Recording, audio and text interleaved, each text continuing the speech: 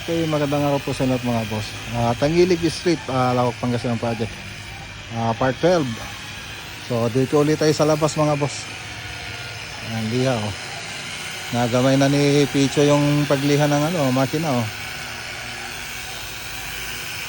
Okay. Ganda.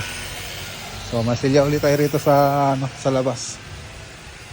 So nag-stop ulit sila dun sa loob kasi pwede na rito sa labas. So nung last na pumunta tayo, doon sila sa loob na nagpipintura. So ngayon, dito naman tayo sa labas. Okay. So preparasyon pa lang po yan mga boss. Tapos yung mga kulay niyan, pagkatapos ng preparasyon natin. So dito tayo sa loob. So dito sa loob. So ganun pa rin yung itsura niya.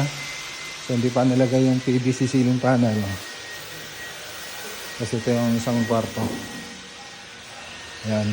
Susunod na po yung mga modular cabinet. Modular kitchen cabinet. Punta tayo rito sa taas.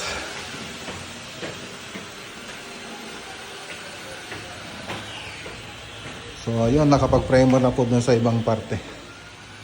Ayan. Okay. Room 1, master bedroom. Tapos ito yung master bedroom, tapos walk-in closet, tsaka toilet and bath. So yan lang naman yung gagawin natin dito. Tapos dito nakapagmasilya na rin sila. No last na pumunta tayo rito, wala pang, hindi pa kompleto yung masilya niyan. Pero ngayon okay na. Okay.